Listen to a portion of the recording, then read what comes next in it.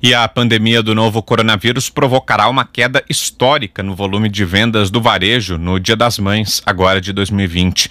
De acordo com a previsão da Confederação Nacional do Comércio de Bens, Serviços e Turismo, a CNC, o faturamento real do setor deverá encolher 59,2% em relação ao Dia das Mães do ano passado. E para falar mais sobre isso, a gente conversa a partir de agora com o economista da CNC, Fábio Bentes. Como vai, Fábio? Bom dia, seja bem-vindo.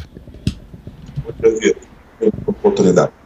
Ô, Fábio, e lembrando que a gente já está bem próximo do Dia das Mães, né? O Dia das Mães já é nesse domingo, nesse próximo final de semana. O que é que deu para apurar até aqui? De fato, essa deve ser a queda, 60%, é muita coisa, né?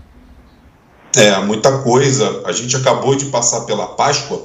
As vendas no varejo na Páscoa caíram entre 30% e 35%. Também uma queda histórica. Acontece que na Páscoa, a maioria dos estabelecimentos que vendem produtos relacionados à data estavam abertos. São estabelecimentos do comércio que basicamente vendem alimentos, como chocolates, pescados, esse tipo de coisa.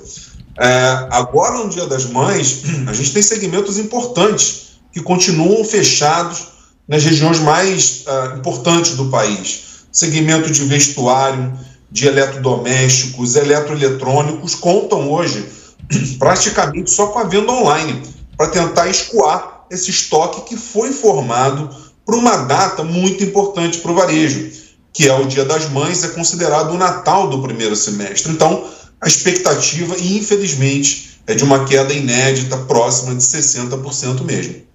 Ô Fábio, e aquela discussão que a gente chegou a acompanhar de adiar o Dia das Mães, quem sabe para junho, julho ou agosto, não deu certo. Existe uma próxima data comemorativa que possa de alguma forma compensar esse rombo de agora?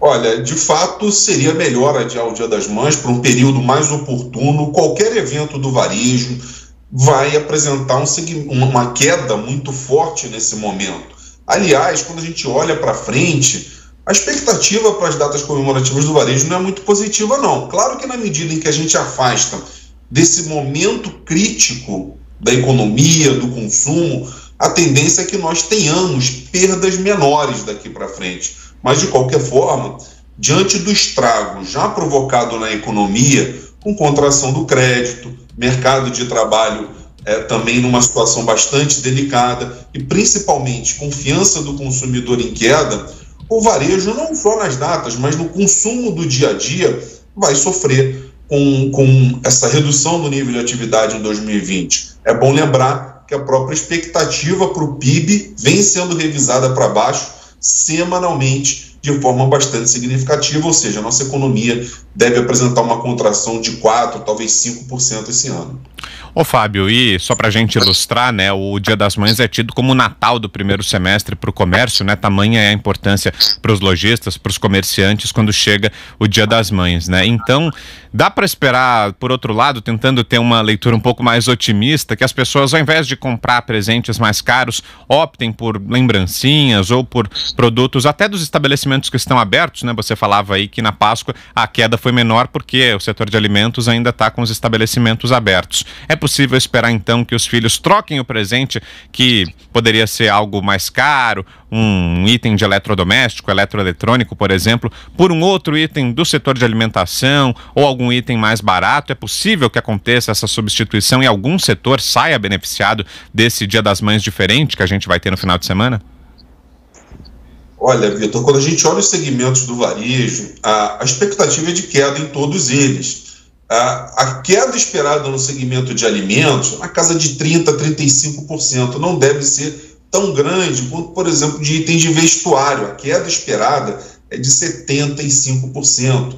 Os celulares, itens de informática também devem ter uma queda em torno de 65% nos Dias das Mães desse ano. Nenhum segmento do varejo vai conseguir escapar dessa retração, dessa aversão ao consumo, especialmente o consumo a prazo. Conforme você colocou, em Dia das Mães e versões anteriores do Dia das Mães, bens de consumo duráveis, como eletrodomésticos, eletroeletrônicos, costumavam ter uma grande saída no Dia das Mães, só que o consumidor está bastante avesso a tomar dinheiro emprestado, a consumir a prazo, porque, em última instância, o que dá lastro para esse consumo a prazo é o mercado de trabalho. E o que a gente tem visto? Aliás, tem visto de forma bastante precária, é bom que se diga, diante do apagão estatístico no mercado de trabalho, a falta de indicadores que a gente tinha anteriormente, mas o que a gente percebe quando conversa com o consumidor e com o lojista é um medo muito grande do consumidor gastar a prazo, quer dizer, fazer a prestação para consumir, para comprar um presente para a mãe. Quer dizer, o segmento de alimentos deve ter uma queda um pouco menor, mas é bom lembrar que o próprio isolamento social não recomenda a reunião num grupo grande de pessoas. Então, até sob esse aspecto, a expectativa não é muito positiva. Então, deve ser, mesmo nesse segmento, que é importante também para o Dia das Mães, deve ser um ano de retração. O que vai fazer com que o varejo se recupere, não só nos próximos meses, mas provavelmente nos próximos anos, passarmos esse momento crítico que a gente está vivendo e conseguir reativar a economia, principalmente através do mercado de trabalho. A gente já via anteriormente o mercado de trabalho com bastante dificuldade em se reduzir a taxa de desemprego. E ainda veio essa desagradável surpresa e piorou tudo, né? Fábio, diante desse cenário, então, péssimo, porém inevitável, qual é a esperança, a expectativa de vendas real agora para o Dia das Mães? Que são as entregas online, será que flores, alguns cremes e perfumes? As drogarias estão abertas e tem algum tipo de cosmético, produtos nessa linha, talvez? O que a gente percebeu desde que esse problema todo começou foi uma corrida do varejo para desenvolver canais online, que hoje é praticamente a única forma que você tem de se escoar esses estoques que foram formados para a data e que o varejo costuma ter nessa época do ano.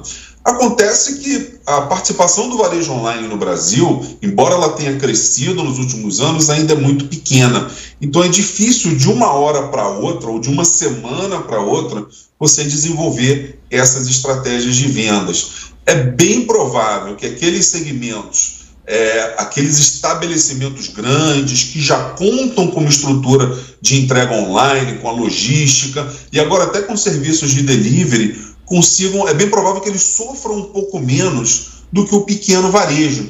Aquele varejista da esquina praticamente está contando com redes sociais ou até com algum marketplace para tentar escoar esses produtos. Então o que a gente deve ter é um impacto bastante diferenciado entre os pequenos varejistas. Esses, infelizmente, tendem a sofrer muito com a data, e as grandes redes do varejo, mas até essas grandes redes estão com dificuldade nesse momento em concretizar as vendas. Ô Fábio, e diante disso, existe algum pedido, alguma reivindicação feita pelos comerciantes em nome aí da Confederação Nacional do Comércio, junto ao governo federal, aos governos estaduais, municipais, enfim, existe algo que as autoridades possam fazer para socorrer os lojistas, os comerciantes nesse momento? Algum pedido, alguma reivindicação de vocês? Sim, nós já fizemos isso recentemente. Dado que a receita do varejo não tem como esperar um aumento da receita nesse momento, mesmo contando com varejo online, o que a gente tem que cuidar muito nesse momento é dos custos no varejo. Então até o governo já tomou algumas medidas importantes nesse sentido. Obviamente elas não vão ser suficientes nem aqui, nem em nenhum lugar do mundo para se evitar o problema, mas, por exemplo, o adiamento de impostos e contribuições, isso já ocorreu, foi uma das nossas reivindicações. Linhas especiais de crédito, a gente gostaria de uma linha especial de crédito, mas geral para o varejo, não algo voltado exclusivamente para o pagamento da folha.